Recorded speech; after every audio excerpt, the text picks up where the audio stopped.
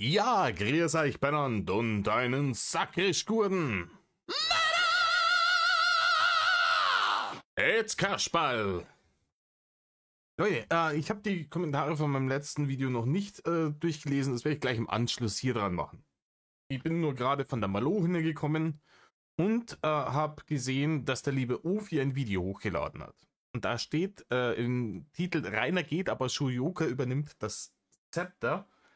Und ich habe am Rande mitgekriegt in den letzten Tagen, dass wohl beim lieben Reini auf dem Digi-Dockity-Kanal Aktivität messbar war. Ne? Also die seismische Aktivität auf der Internetschmutzplattform war messbar und jetzt bin ich natürlich, Ofi ist natürlich besser informiert wie ich, weil ich bin in diesen ganzen Telegram-Gruppen und den ganzen Scheißdreck nicht drin. Ich krieg das immer bloß aus zweiter Hand, die ganzen Infos. Und dementsprechend bin ich froh, wenn ich sie darüber krieg. Und ich hoffe, ihr habt da Bock drauf, dass wir das gemeinsam uns jetzt anschauen. Denn es ist immer wieder was anderes, außer Retromet etc. Und keine Ahnung, wenn es über Shuyoka noch was Lustiges zu berichten gibt, dann ja, schreibt es mir auch gerne in die Kommentare, ob ihr da Bock drauf habt, ob ihr so Sachen hier, keine Ahnung, Shuyoka-Berichterstattung bei Ofi vielleicht auch einmal in die Hand nehmen soll oder nicht oder was auch immer. Ne? Richtig. In diesem Sinne bleibt mir nicht mehr zum Sagen, außer Hockzeich herer, Sammermehrer, Reißzeichen halbe auf. Mir ging an einer Rainer in Ofi in die Shuyoka. Oh, nein. Gut, let's go.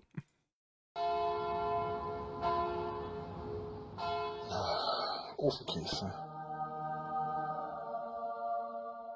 Ja, moin moin und Metal, meine lieben Freunde. So, dann wollen wir mal wieder durchstarten und schauen, was in den letzten Tagen so los war. Wir sprechen gleich über Rainer, über Pia und über eine freudige Nachricht, mit der wir auch gleich anfangen, denn hey, 150.000 arbeitslose Schichtarbeiter haben sich hier auf meinem Kanal versammelt. Vielen, vielen lieben Dank. 1300 Abos in den letzten 28 Tagen. Ich glaube, ich habe in den letzten 2 Monaten lediglich Abonnenten nur verloren. Aber ich nehme es euch auch nicht krumm. Also der Content ist natürlich nicht mehr derselbige, wie er war, als unser Medienprofi aus Metal-Franken noch im großen Stil im Internet gebettelt hat. Vollkommen klar, dass dann bei jemandem wie mir, der in unregelmäßigen Abständen seine Reaction-Kaspereien da hochlädt, hier der Abonnenten-Counter nicht nach oben schnellt. Aber ich bin trotzdem dankbar für alle Leute, die da sind. Und wie gesagt, mal schauen, sollte Reini tatsächlich wegbleiben, was ich immer noch bezweifle, dann schauen wir mal, wo der Kanal hingeht. Ja, und dann werden es vielleicht irgendwann, vielleicht bloß noch in Anführungsstrichen 2000 Abonnenten sein und wir reden über Eishockey oder ich weiß es nicht, keine Ahnung, der Wayne, irgendwas machen wir schon. Ja. Dank für 150.000 Abos. Wirklich, dass ich diese Marke überhaupt erreicht habe, einfach nur surreal. Wenn man mal bedenkt, dass das erste Video hier vor ziemlich genau 3 Jahren kam und ich am Anfang mal gehofft habe, dass ich ja vielleicht 100 Views mal auf diese Videos kriege, wenn ich da mal irgendwas hochlade, ja, dann ist es einfach krass, was aus diesem Kanal hier geworden ist und vor allem, was ihr aus diesem Kanal hier gemacht habt. Daher vielen, vielen lieben Dank, wirklich, das kommt von ganzem Herzen. Ja, und damit kommen wir auch gleich zum nächsten Thema, zu den kleinen News. Gestern, also am Dienstag, gab es nämlich ein bisschen Aufregung im Internet, denn der Drachenlord hat seinen TikTok-Account wieder reaktiviert und die Gemeinde hatte schon folgt 4190 Leuten. Ich weiß nicht, ist das viel für TikTok-Verhältnisse, dass er 4190 Leuten folgt? Also jetzt aus meiner rein auf YouTube bezogenen Sicht ist schon viel. Also ich habe nicht 4200 YouTube-Kanäle abonniert. 347.000 Follower. Also 300, sagen wir mal 40.000. 340.000 chinesische Bots. 7000 Hater und vielleicht 300, die es mal halbwegs ernst gemeint haben. Ne? 1,4 Millionen Likes, genau. Wirklich Angst, richtig Angst. Der einzige und echte Drachenlord. Ja, Gott sei Dank ist er der einzige. Ganz ehrlich. Einen zweiten von der Sorte hätte, glaube ich, das Internet in Deutschland doch nicht ertragen. Ich glaube, dann wäre irgendwas passiert, aber wenn es einen zweiten Drachenlord gegeben hätte. Dass es nun zu einem Comeback kommt. Ich habe wirklich von so vielen Leuten gehört, dass sie wirklich gar keinen Bock mehr auf diesen Herren haben. Dass er halt wieder seinen Müll von wegen, ja, tippen, tippen, Leute, jetzt noch 2 Rosen, alles mal 3. Ach, und übrigens, schaut mal auf meinem Schmuddelblog vorbei. Dann. Ja, aber da sind die Meinungen ja gespalten. Ne? Viele Leute sagen, sie haben keinen Bock mehr auf das Game und größtenteils Leute, die schon sehr, sehr lange im Game sind, sagen das. Also deutlich länger auch als ich. Weil sie sagen, hey, come on, die besten Zeiten sind rum. Seitdem er aus der Schanze heraus ist das Met eher so, ne, ein bisschen suboptimal und schmeckt nicht mehr so. Und ja, ich kann das nachvollziehen. Es gibt aber auch viele Leute, so wie jetzt, ja, ich bin so dazwischen drin, aber es gibt Leute, die sind auch nach mir ins Game kommen und die finden es schade, dass sie erst zu spät reingekommen sind und dass er dann kurz danach jetzt anscheinend, ne, die Exit-Strategie genommen hat. Ich glaube es immer noch nicht. Und ich glaube, das ist alles valide. Ich glaube, das ist alles valide. Das ist genauso wie wenn ich irgendein Game spiele, das ich früher sehr geliebt habe. Keine Ahnung. Ähm, Apex Legends habe ich sehr viel gespielt. 2019, 2020, 2021. Wenn ich das heute irgendwie mir anschaue und mir denke so, ja, nee, das ist irgendwie nicht mehr das Game. So, das ist nicht mehr das, was mich so. Aber es gibt andere Leute, die feiern es entweder immer noch oder, ne, sei es drum. Ähm, Mir ist es geschmeidig scheißegal. Ne? Wenn er wiederkommt, kommt er wieder. Das ist insofern positiv für mich, dass ich dann mehr Content habe. Wenn er nicht wiederkommt, dann sei es drum. Wie gesagt, ich bin jetzt nicht so ein Dulli, der sein ganzes Leben nur auf Reini ausgelegt hat und nicht mit seiner Freizeit weiß, was anzufangen, wenn der nimmer da ist. Gut gedeutscht, by the way. Ich finde schon andere Themen auch, über die ich reden kann. Und wenn es dann Leute gibt, die das hören wollen, dann ja, schön. Und wenn nicht, dann halte halt mal dummes Maul. Ist auch in Ordnung. Ne? Wieder ins Internet rotzt und sowas braucht wirklich niemand mehr. Daher war die Angst schon wirklich groß, dass er wirklich jetzt sein Comeback plant, aber nein. Er wollte wohl. Ja gut, aber die Hardcore-Tiki-Tocke, die Zeit, die war schon anstrengend. Ich habe ja dann auch nimmer alles reacted, weil ich bin ja einfach nimmer hinterherkommen, wenn der 8 Stunden am Tag da Tiki-Tocke die Streaming gemacht hat und 90% davon war dippen, dippen, dippen, liken und die Leute reihenweise ausgestiegen sind, die sich diese Scheiße tatsächlich gegeben haben, um die wenigen kleinen Erdnüsse aus dem riesengroßen Scheißhaufen, der dieser Content war, rauszupicken, um uns das Häppchen gerecht zu servieren. Die gab es ja dann auch alle nimmer, waren ja alle weg. Spiegellord, Rendern hochladen, hast du nicht gesehen. Es war schwierig. Es war schwierig, weil natürlich kein Mensch, der einen geregelten Arbeitsalltag hat, sich das erlauben kann, dass er sie dann außerhalb seiner Arbeitszeiten nur 8 Stunden diesen Scheißdreck gibt, in der Hoffnung, dass vielleicht irgendwo ein wenig Met drin ist. Ne? Es war schon anstrengend. Deswegen, ich mag auch dieses Retro-Met ganz gerne. Es ist ein bisschen, es bringt einen zurück in bessere Zeiten. Ja. Nur sein Abschiedsbild hochladen mit ein wenig trauriger Musik und den schauen wir uns mal kurz an. Zitat: Jetzt. Ich komme nicht zurück. Ich lösche nun alles Endgültige. Lebt wohl, ich danke meinen Fans für alles. Zitat Ende. Warum rutscht das hier immer durch, dieser Text? Das stört beim Lesen, aber es ist typisch Rainer. Es ist typisch Rainer. Rainer hat sich gedacht, ja, den Text einfach nur so hochladen, mit der Musik dazu. Das ist langweilig, da muss sich was bewegen. Und deswegen geht dieser Text und jedes Mal, wenn man mit einem Satz hört, geht es weiter. Komplett bescheuert. Ich lösche nun alles Endgültige. Das, das klingt apokalyptisch, oder? Ein bisschen philosophisch. Ne, am Tage des jüngsten Gerichts, wenn alles Endgültige gelöscht wird. Lebt wohl. Ich danke meinen Fans für alles. Er checkt's immer noch. Er glaubt immer noch, dass er Fans hat. Er denkt sich jetzt wirklich, da sitzen Leute, die unironisch seinen Content gefeiert haben, sitzen jetzt da vollkommen verzweifelt und sagen, der Rainer kommt nicht wieder. Mein Lieblingscreator im Internet ist dann nimmer da. Was mache ich denn bloß? So einen qualitativ hochwertigen Content wird es nie wieder geben in YouTube Deutschland. Alter, dein Maul, Rainer. Ja, im Grunde war da mein erster Gedanke schon ein bisschen Erleichterung, dass wir uns das auch alles nicht mehr geben müssen. Allerdings ist der TikTok-Account jetzt nun immer noch online. Ich hätte halt vermutet, dass er das ein paar Stunden online lässt, damit sich die frohe Kunde rumspricht und dass er den Kanal dann wieder endgültig löscht. Heute Morgen, also am Mittwoch, wo ich das Video hier aufnehme, ist der Kanal aber immer noch mit dem Video online. Das ist wieder sass, oder? Das ist wieder sass. Das erinnert mich sofort. Das erste, was ich denke, wenn ich sowas höre, ja, er lädt so ein Video hoch und ein bisschen melodramatisch und der Kanal ist dann nicht zeitnah gelöscht. Da denke ich als allererstes an die großen Ansagen, ne, wenn nicht mindestens so und so viele Likes, wenn nicht mindestens so und so viele Likes kommen, dann gibt es ab morgen nichts mehr. Dann wird alles dicht gemacht. Und dann, wo die Leute gefragt haben, so, ja, wenn du sagst, hey, du hörst jetzt auf mit Social Media, warum löscht du deinen Kanal nicht?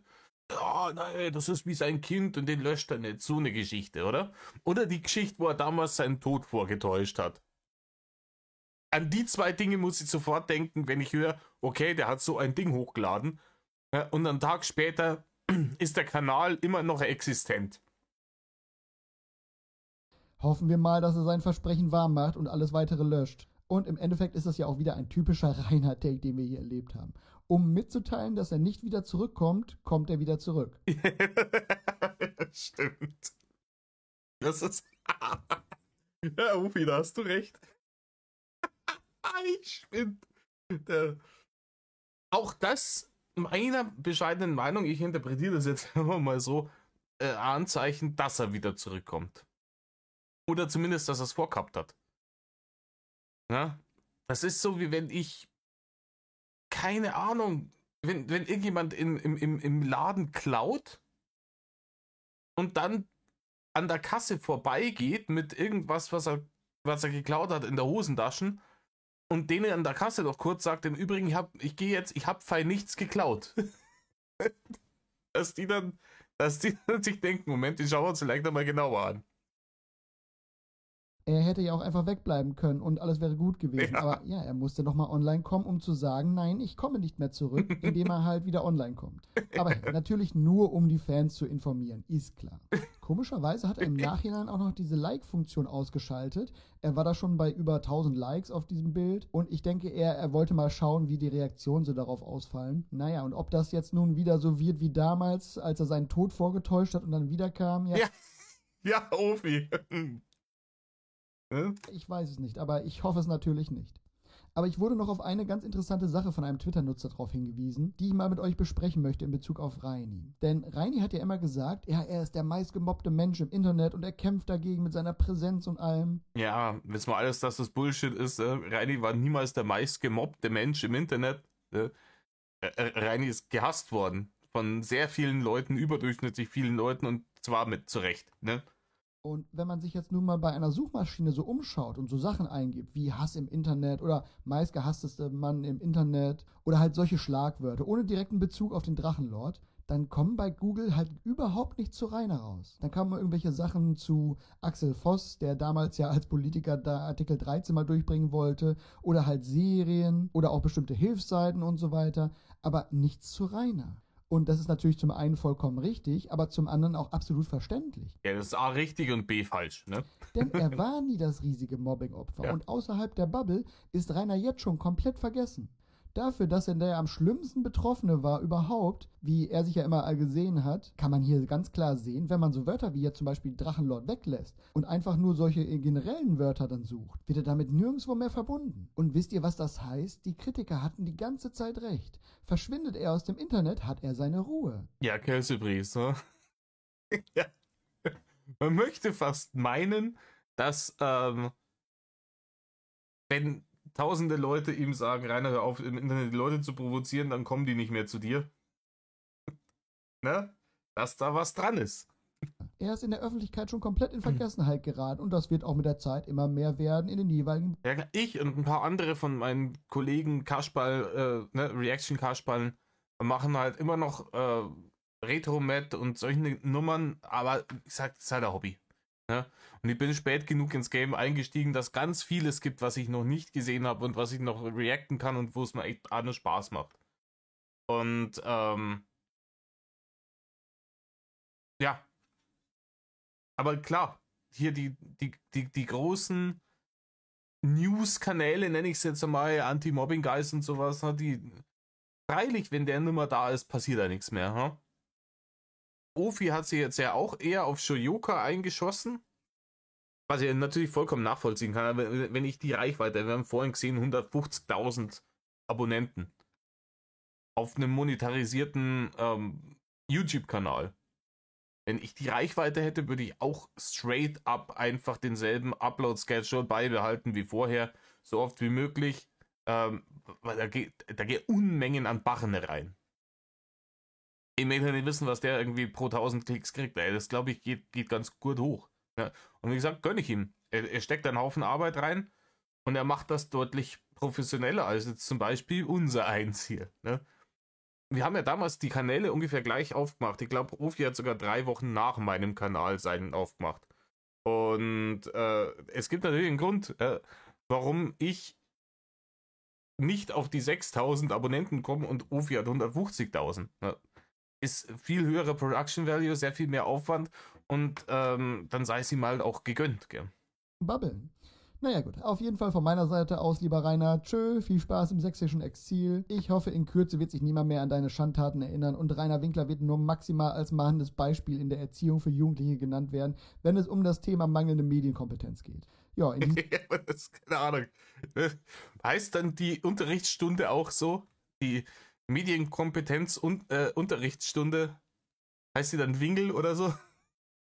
Und hey, schau mal auf den Stundenplan, was haben wir denn halt? Doppelstunde Mathe, Doppelstunde Sport und in der 5. Stunde haben wir Wingel. denn über die will ich auch nochmal kurz sprechen. Wir hatten ja letzte Woche schon darüber gesprochen, dass sie ihre Streams immer wieder Ich habe im Übrigen in letzter Zeit echt viel von der mitgekriegt, was mir ein bisschen stellenweise auch echt hat fast vom Stuhl fallen lassen. Wenn ihr Bock drauf habt, auch, keine Ahnung, Obi hat in letzter Zeit einiges über sie gebracht. Wenn ihr da Bock drauf habt, dann schauen wir uns das mal an, ne, mit der Shoyoka. Also zumindest keine Ahnung, was Ofi drüber gesagt hat. Ne? Weil ich bin neulich beim Mittagessen gesessen, so Ofi-Video laufen lassen nebenher und hab mir gedacht, hey, das kann's einfach nicht sein, Leute. Das ist nicht drin. Geschoben hat, mit der Begründung, dass sie hier noch Termine hat und dann ist da wieder ein Termin dazwischen gekommen, den sie nicht verlegen konnte. Und sie dann ja erst Ende der Woche online kam mit einem ziemlich fertigen Erscheinungsbild. Wir haben dann ja auch später erfahren, dass es da wohl Anfang der letzten Woche eine Dienstaufsichtsbeschwerde gab, die sie gestellt hat. Und vielleicht wird das ja auch damit zu tun gehabt haben. Auf jeden Fall sollte es ja nun diese Woche jetzt wieder weitergehen. Und siehe da, nach dem Freitagsstream von letzter Woche, wo sie Friedrich Merz Rassismus, Volksverhetzung und Schlimmeres vorgeworfen hat, kam dann am Montag gar nichts mehr. Bis dann dieser Post hier von ihr auf dem Discord. Der Dragon Monday fällt aus, oder wie?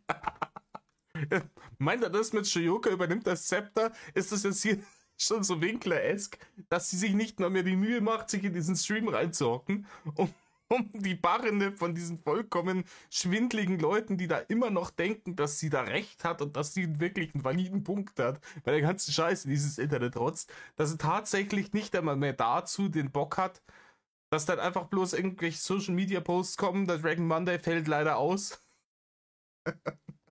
Ja. Discord kam. Und den lesen wir uns natürlich einmal kurz durch. Zitat Shoyoka. Ich habe komplett vergessen, Bescheid zu sagen. Sorry, ich habe seit gestern Besuch wegen einem Notfall im Freundeskreis. Die Mädels sind da, oder? Nächster Stream also entweder Mittwochabend oder Donnerstag. Sorry. Es ist wirklich so. Es ist wirklich so. Der Dragon Monday fällt aus. Rainer ist nicht mehr da, aber der Dragon Monday fällt trotzdem weiter aus, halt inzwischen bei Shoyoka. Zitat Ende. Okay, also wird sich wieder ein paar Tage freigenommen vom Stream. Es sind ja auch nur die zahlenden Fans, die warten. Da ist das ja auch gar kein Problem. Wobei ich mich auch ehrlich gesagt frage, ein Notfall im Freundeskreis und dann kann man dich mal irgendwie für eine Stunde den Stream anschmeißen? Den ganzen Tag nicht über? Naja gut, ich weiß ja nicht, was da los ist. Ja, was jetzt nicht. Es kann schon sein. Ne? Es kann schon sein. Wie gesagt, ich habe jetzt letzten Monat auch wenig gemacht. Es hatte auch private, familiäre Gründe zum Teil. Die war auch einfach nicht in der Stimmung, hier im Internet den lustigen Onkel zu geben. Aber sie ist ja hauptberuflich Streamerin. Und ich sage jetzt einmal eins, ich habe über diese ganze Thematik, das läuft ja jetzt schon seit 2 Jahren. Ich habe ja in den letzten Jahren das auch so nebenbei mitverfolgt mit ihr. Und da sind immer mal wieder dann so Ausschnitte von früher gekommen, so Anfang ihrer Streaming-Karriere. Wo sie da auf Twitch umeinander geblödelt hat und ich muss euch ehrlich sagen, da ist sie mir noch erstaunlich sympathisch. Ja, da kommt sie mir vor wie lebensfrohe junge Frau, die ein bisschen sich hier im Internet den Hampelmann macht, sich selber nicht allzu ernst nimmt und ein bisschen, vielleicht auch so ein bisschen edgy Humor hat.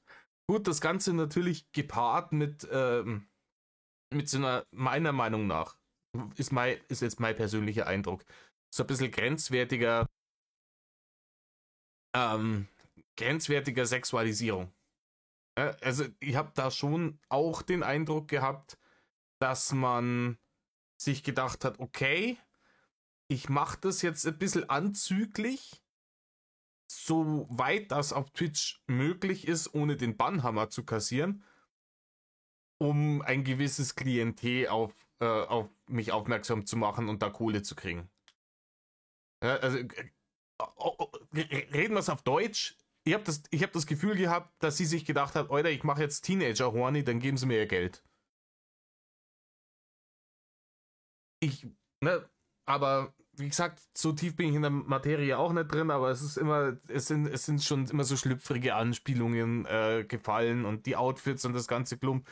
Und jetzt kommen sicher wieder irgendwelche Leute um die Ecke und sagen, ja, Kasper, sexistische Kackscheiße, du laberst jetzt da hier ein und warum darf die nicht anziehen, was sie will und sowas.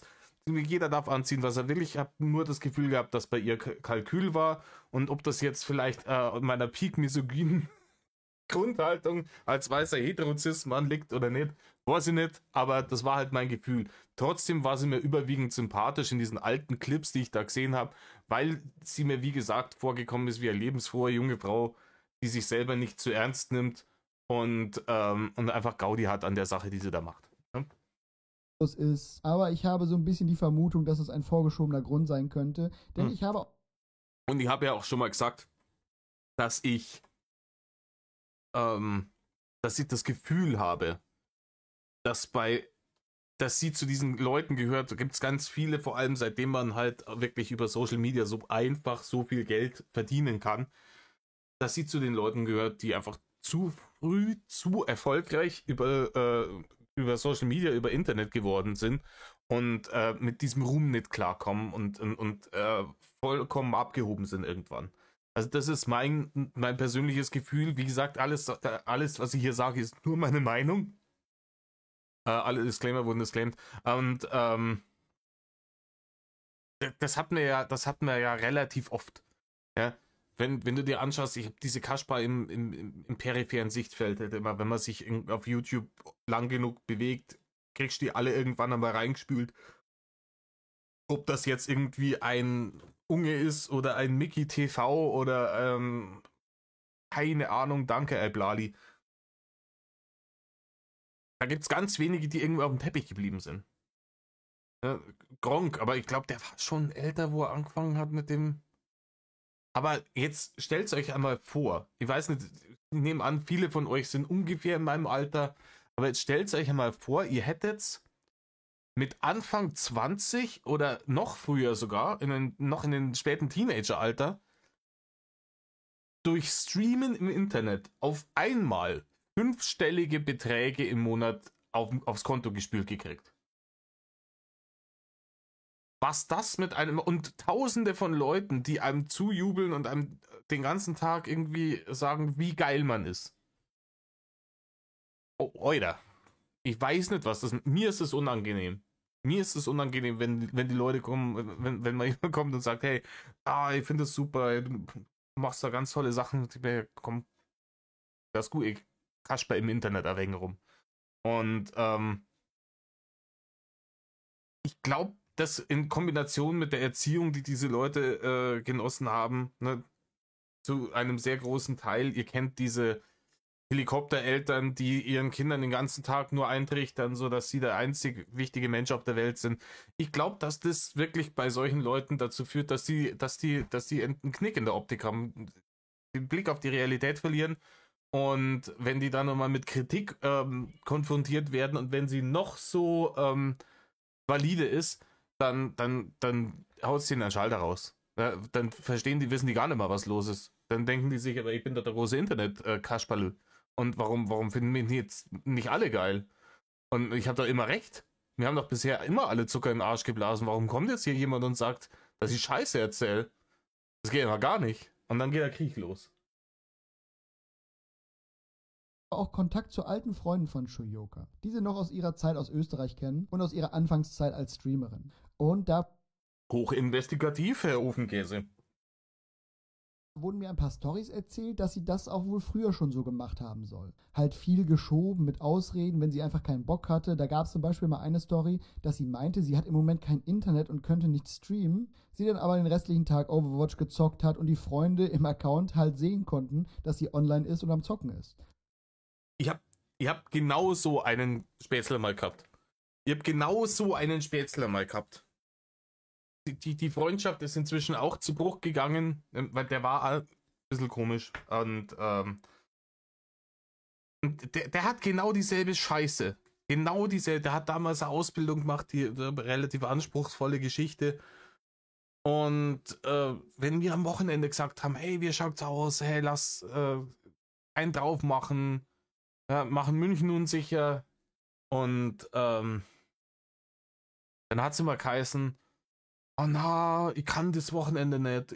Das ganze Wochenende muss ich hier für meine Ausbildung, muss ich irgendwelche Protokolle schreiben und sowas. Gar keine Zeit. Ich weiß so schon nicht, wie ich's machen soll. Oder tut mir fürchterlich leid. Euch viel Spaß, ja. Und dann hat man ihn auf Steam gehabt, hat er dann festgestellt, ja, einen Scheiß. Der hat an diesem Wochenende in 48 Stunden, ja, hat er irgendwie, ich glaube, 35 Stunden Skyrim gespielt. Waren über Steam einwandfrei nachvollziehbar. Der hat einfach ganze Wochenende verzockt und das ist auch vollkommen legitim. Mache ich ja auch gerne. Ich schäme ja niemanden für seine Hobbys. Ne? Was mich halt ankotzt, sind Leute, die mich anlügen. Ne? Das kotzt mir richtig an. Wenn ich zu jemandem sage, hey, wie schaut's aus? Los geht's, mir ging er am Wochenende da und dorthin, machen einen drauf. Hast Bock, kommst mit. Und der dann sagt, hey, du, Digga, überhaupt nicht. Überhaupt nicht. Ich habe mich richtig gefreut auf dieses Wochenende, dass da nichts los ist. Und ich meiner Misanthropie freien Lauf lassen kann. Und mein Plan ist, ich hock mich das Wochenende vor meinen Rechner und daddel den ganzen Tag und lasse den Herrgott und Gurden Mo sein und wir sehen uns wann anders wieder. Dann ist das vollkommen cool. Ne? Sollen sie doch machen. Ich schreibe niemandem vor, wie er sein Wochenende gestalten soll. Was mir ankotzt, ist, wenn irgendwelche Leute meinen, oh na, ich muss da auf so viel arbeiten oder mir auf irgendwelche Dinge vorbereiten oder ich bin krank oder so und es ist dann nicht so, offensichtlich. Weil ich mir dann denke, sind wir im Kindergarten oder was? Was ist da los? ne? Und was glauben die Leute, was ich tun sagen würde, wenn sie mir ehrlich sagen, dass sie keine Lust haben, an dem Wochenende irgendwas zu unternehmen? Ich verstehe es nicht. Ich verstehe es nicht. Und wie gesagt, hey, ich schreibe auch niemandem seine Hobbys vor. Ich zock selber sehr gerne. Ich bin auch großer Film- und Serienfan. Deswegen, ich hasse Rainer auch nicht, weil er viel Animes schaut. Ich kenne selber genug Leute, ich stehe jetzt nicht auf Animes, aber ich kenne selber Leute, die ich sehr gerne mag, die auf Animes stehen. Das ist auch vollkommen Gucci. Und der eine mag das, der andere mag das. Gibt viele Leute, die sagen, wie du zockst in deinem Alter noch auf, auf dem Niveau irgendwie irgendwelche Videospiele. Werden auch mal erwachsen sind. Mir wurscht. Macht mal halt Spaß, ich mache das halt gern. Und andere Leute, die fahren gern mit dem Radl am Berg rauf und runter den ganzen Tag. Gut. Ja? Ähm, was ich an Rainer einfach lächerlich fand, war immer, dass er diese Serien genommen hat und sie praktisch als Blaupause fürs echte Leben genommen hat. Und das ist halt, das soll Eskapismus sein. Ne? Einfach mal mit dem Kopf irgendwo in eine andere Welt eintauchen, in der es nicht darum geht, ob jetzt dann Bundestagswahl ist und diese oder welche Rechnungen man zahlen muss oder sonst irgendwas, sondern einfach mal sich ausklinken und sagen, ne?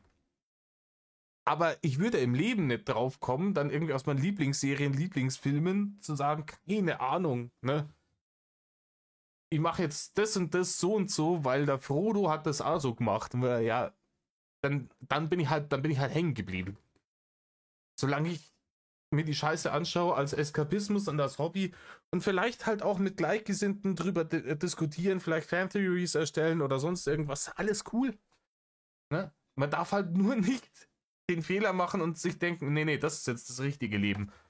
Nur weil das eigene richtige Leben erbärmlich ist. Das ist halt dumm. Halt solche Sachen, wo man merkt, okay, da waren ihre Zahldullis nicht so wichtig. Und so kommt es zumindest jetzt auch rüber, wenn ich mir halt diese Erklärung hier anschaue auf ihrem Discord. Aber das ist natürlich nur meine Meinung. Ich kann natürlich nicht wissen, was da in Wirklichkeit abläuft. Auf jeden Fall ist Pia bisher wieder... Ja, die wird schon wieder mehr streamen, ne, wenn das nächste Mal wieder so Rechnung vom Gericht reinflattert. Wenn sie mal wieder irgendeine hanebüchende Scheiße angezeigt hat, die vollkommen lächerlich war und wieder Zehntausende von Euro an Gerichtskosten verursacht, die sie dann selber tragen muss, dann ist die schon wieder am Start. Oh, wieder machst du jetzt mal besser keine Sorgen. Offline, will entweder heute Abend oder morgen dann streamen. Und dann ist mir auch noch eingefallen, dass sie ja 2024... Das ist ja bei ihr genau das Gleiche im Endeffekt. Da ist ja der Vergleich auch wirklich naheliegend. Ist ja das Gleiche wie mit Reini während der Tiki-Toki-Zeit. Der hat ja einmal gesagt, ja, ich brauche das Geld, weil ich kämpfe gegen Mobbing und ich brauche das Geld, weil dann kann ich euch besseren Content bieten und dann kann ich meinen Führerschein wieder machen und wenn ich den Führerschein wieder habe, dann kann ich in der Gegend rumfahren und von überall streamen und dann kriegst du endlich wieder den Qualitätscontent, den ihr von mir gewohnt seid. Und es ist halt genau gar nichts passiert damit. Ja? Der hat dann an dem Tag Fahrende dafür erbettelt und wenn am nächsten Tag jemand gefragt hat, ey, wie viel hast du jetzt gekriegt für deinen Führerschein, dann ist er gebannt worden für die Frage. Und das ist halt bei ihr höchstwahrscheinlich genau dasselbe Chaos, oder? Die tut jetzt da so, wie wenn sie sich da irgendwie als große Kämpferin für den Queer-Feminismus und für was weiß ich, ja, sagt, ich spreche diesen Leuten auch das Linkssein ab, weil so verhält sich kein vernünftiger linker Mensch, ne? Und das ist halt Show. Rainer hat sich als Mobbing-Opfer inszeniert und sie inszeniert sich halt als Opfer von antifeministischen Hasskampagnen oder was sagt sie. Aber es ist halt beides einfach die Monetarisierung einer selbst erschaffenen Opferrolle. Weil man keinen Bock hat, richtig zu arbeiten. Ist doch genau dieselbe Scheiße. 20 nochmal Geld auf Kofi gesammelt hat. Und das schauen wir uns auch nochmal ganz kurz an. Zitat Shoyoka. Unregelmäßiger Support für mehr Hauptkanal-YouTube-Videos. Ja, und dieses Profilbild ist das, was ich vorhin gemeint habe, von wegen, ich mache Teenager horny, damit sie mir Taschengeld geben. In kürzeren Abständen. Zitat Ende. Also 1.500 € als unregelmäßiger Support, also neben den Abos auf Twitch und anderen Spenden und so weiter, halt zusätzlich, um mehr YouTube-Videos in kürzeren Abständen auf ihrem Hauptkanal bringen zu können. Es ist so Winkler-esk einfach. Dafür hat sie 1500 Euro gesammelt von ihren Zuschauern. Ja, für 1500 Euro im 24-Stunden-Stream, sowas. Alter, wisst ihr das? Das war auch wieder. Was hat Planet Crafter hat er dann gespielt? Im 12-Stunden-Stream. Das war auch geil, oder? Also, ja, für 750 Euro macht er 12 Stunden Planet Crafter Stream, kriegt die 750 Euro, macht das zweimal und denkt sich, oh, ja, 12 Stunden Planet Crafter Stream, habe ich überhaupt keinen Bock drauf. Erhöhen wir mal einfach dieses Zippy-Ziel einfach auf 1500 Euro und hofft, dass er bei 1490 Euro stehen bleibt, der Counter. Dann kassiert die Kohle und muss nichts dafür machen. Es ist. Oh Mann, ja, es ist. Jetzt verstehe ich den Titel dieses Videos sehr gut. Und wenn wir uns mal ihren YouTube-Kanal anschauen, dann sehen wir im Jahr 2025 eher minus ein Video. Nicht mal ein Video erstellt, sondern nur das über Carina Pusch noch offline genommen. Die Zuschauer bekommen also im Endeffekt noch weniger nach der Spende als vorher. Wisst ihr? Und das ist dann etwas, was mir schon irgendwie richtig auf die Nüsse geht, weil das ist schon wirklich an Dreistigkeit mit dem Drachenlord zu vergleichen. Ich meine, mal von vorne. Mein Kanal macht hier ja auch Geld. Und ich hatte mir ja auch zum Beispiel mal überlegt, hier Abos einzuführen. Wisst ihr ja, wenn ihr schon länger dabei seid. Ich habe damals auch Emotes gemacht, die ich dann halt für die Abonnenten in Premieren zum Beispiel Ja, hier diese Mitgliedschaften. Ich habe das ja auch überlegt. Mit den Mitgliedschaften. Und ich habe mir überlegt, ja, kriegt er Katzenbilder oder sonst irgendwas. Aber es ist, wie gesagt, das hier ist ein Hobby für mich. Und wenn ich jetzt Videos hochlade und das hier monetarisiert und dann schaltet YouTube da Werbung, dann kriege ich da die Kohlen. Und wenn ich keine Videos hochlade und dann, oder die Videos nicht, dann kriege ich keine Kohlen. So. Wenn ich aber irgendwelche Mitgliedschaften da habe und ich krieg von gewissen Leuten dann monatlich einen festen Betrag und wenn es bloß ein Euro ist, dann habe ich eine Verpflichtung, da was dafür zu liefern, weil ansonsten immer schädlich vorkommen. Das wäre Winkler-esk. Also ich sage, hey, und dann kann ich halt nicht einmal sagen, boah, keine Ahnung, mir geht's gerade nicht so gut oder ich habe gerade irgendwie Trouble in der Family oder sonst irgendwas. Ich lade jetzt einfach im Januar einfach wenig hoch bis nichts und bleibe mal ein paar Wochen raus von YouTube, sondern dann muss ich trotzdem Content bringen. Und in dem Moment ist halt kein Hobby mehr, sondern dann ist halt ist der Leistungsdruck wieder dahinter und es soll es halt nicht sein, das soll mal Spaß machen. Und wenn ich damit noch ein paar Kohlen verdienen kann, um keine Ahnung, besseres Katzenfutter zu kaufen, dann ist Gucci, ja. zur Verfügung stellen wollte, aber viele wollten das nicht mit den Abos und ich habe es dann sein gelassen. Ganz nebenbei, vielleicht wird das irgendwann trotzdem mal eingeführt hier auf dem Kanal, wenn Rainer wirklich offline bleiben sollte und ich dann den Kanal hier irgendwie anders entwickle, mit anderem Content und so weiter. Aber gut, darum soll es gar nicht gehen. Worauf ich hinaus will, ist, dass niemand für diese Videos, die ich hier mache, Geld zahlen muss. Es ist halt Werbung vorhanden, aber jeder kann das kostenlos schauen. Daher kann ich es mir zum Beispiel auch erlauben, mal eine Woche einfach kein Video zu machen, wenn ich keine Zeit habe oder auch einfach keine Lust habe. Meine Rede. So läuft es ja zum Beispiel auch auf meinem Ofi und die Welt-Kanal. Obwohl ich da auf jeden Fall noch ein Video vor der Bundestagswahl machen werde, das ist auf jeden Fall in Planung. Aber das mal als Beispiel, da mache ich halt nur Videos, wenn ich dann wirklich Zeit und Lust dafür habe. Und der Hauptkanal geht hier für mich natürlich vor. Ofi in die Welt ist halt das Nebenprojekt als Hobby und das hier ist das Hauptprojekt als Hobby. Aber wenn ich irgendwann mal diese Abos einschalten sollte, dann weiß ich auch, dass ich eine Verpflichtung für diese Leute habe, die mir Geld geben. Dann wäre das für mich etwas, wo ich weiß, die erwarten Content und die zahlen dafür und dann muss ich da auch etwas für bringen. Ja, meine Rede, Ofi.